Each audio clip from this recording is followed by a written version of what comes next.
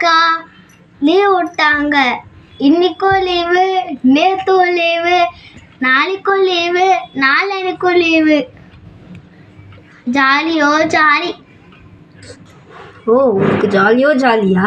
சரி, நாளன்னைக்கு லீவுன்னு எப்போ சொன்னாங்க? என்ன சொன்னோம்? வெளியே கிளைமேட்டை பார்த்தீங்களா, வெளியே வாசலை பார்த்தீங்களா, அதனால நாளைக்கு லீவு தான் கன்ஃபார்ம் ஆயிடுச்சு. ஜாலியோ ஜாலி.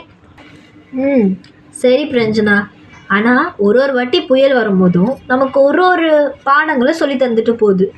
அதாவது ஒரு வருஷம் ஒரு மாதிரி புயல் வருது இல்லை, அந்த எல்லா புயலுக்கும் நம்ம வேறு வேறு பேர் தான் வைக்கிறோம். ஸோ அதுக்கான ஆய்வுகளும் நிறைய இருக்குது. இந்த வருஷம் பாரு, ரெட் அலர்ட் சொன்னாங்க, மறுபடியும் அதை வாபஸ் வாங்கினாங்க, ஆரஞ்சு அலர்ட் சொன்னாங்க. ஸோ எல்லா ஒரு கன்ஃபியூஷன்ஸுக்கும் ஒரு வெற்றியை தேடி நம்ம போகக்கூடிய ஒரு நிலையை தான் உருவாக்கி தருது. இப்போது இலங்கையில் கூட இந்த புயல் எப்பேற்பட்ட தாக்கத்தை காமிச்சது. ஒரு வருஷமும் நமக்கும் அந்த மாதிரி ஒரு சில தாக்கங்கள் ஏற்பட்டிருக்கு. அதனால தான் போன வருஷம் கம்பேர் பண்ணுறப்போ இந்த வருஷம் கவர்மெண்ட் இன்னும் நிறைய வழிகளெல்லாம் எடுத்துகிட்ருக்கு. எந்த ஒரு பாதிப்பும் ஏற்படாமல் இருக்கிறதுக்கு எல்லா ஏற்பாடுகளையும் செஞ்சுட்டு வராங்க.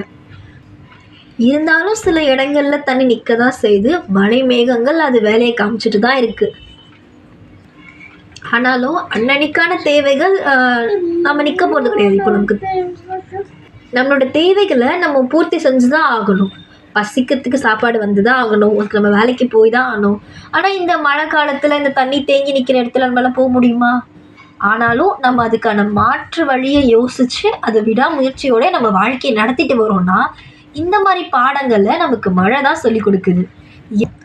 இயற்கையும் நம்ம போராடி தான் ஜெயிக்கணுன்றத நம்ம வாழ்க்கைக்கு புரிய வைக்குது. மழை மூலியமாக இயற்கையும் நமக்கு அதை சொல்லி கொடுக்குது. என்னக்கா போராட்டம்லாம் சொல்கிறீங்க? நான் ஸ்கூலுக்கு தான்க்கா போகிறேன், மிலிட்ரிக்கு போகிற மாதிரி சொல்லின்னு இருக்கீங்களே. அப்படி இல்லை பிரஞ்சனா, இப்போ நீ ஸ்கூலில் படிக்கிற, உன்னோட டாப்பர்ஸ் எத்தனை பேர் இருக்காங்க, அவங்களெல்லாம் நீ பீட் பண்ணி ஃபர்ஸ்ட் வரணும்னா நீ எவ்வளோ எஃபர்ட் போடணும், அதை தான் சொல்ல வரேன். ஓஹோ,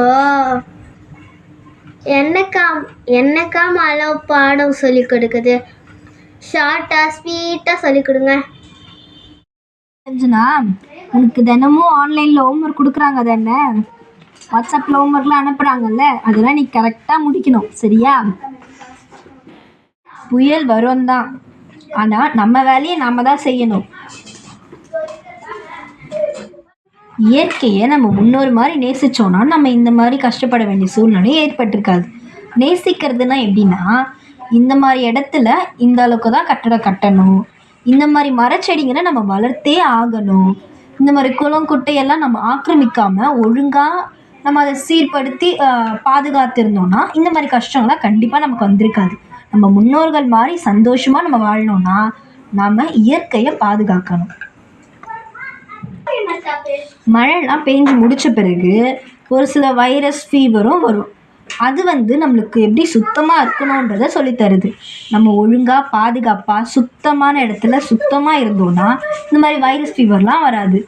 நீர் ஆவி பிடிக்கிறது, அதுக்கப்புறம் இந்த கஷாயங்கள் குடிக்கிறது, இந்த மாதிரி நம்ம உடலை பாதுகாக்கிறதுக்கும் நம்ம சுற்றுச்சூழலை பாதுகாப்பாகவும் சுத்தமாகவும் வச்சுருந்தா நமக்கு எந்த ஒரு நோயும் வராது.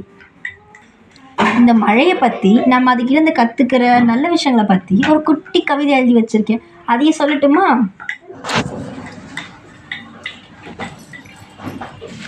மேகங்கள் கூடி வந்தது, மனதில் பல கேள்விகள், பெய்த மழை சொல்லியது இயற்கையோடு இணைவோம் என்று, அடைத்த கால்வாய் எச்சரித்தது நம்மால் நடந்த தவறுகளை, நீர்த்துளிகள் சொன்னது என்னை வீணாக்காதே என்று, வெள்ளம் வந்து காட்டியது ஒற்றுமை என்னவென்று, மரம் வெட்டினோம் என்ற தவறை மழை நினைவூட்டியது, ஒவ்வொரு துளியும் வாழ்வுக்கு அருமை என உணர்த்தியது, நம் பூமிக்கு காப்பானாக நாம் தான் என்று சொன்னது, தவறுகளை திருத்தினால் மழை நன்மை தரும் என்பதை காட்டியது, எவ்வாண்டும் மழை கற்றுக் கொடுத்த பாடம் இயற்கையை நேசிப்பதே வாழ்வின் வழி. Thank you friends.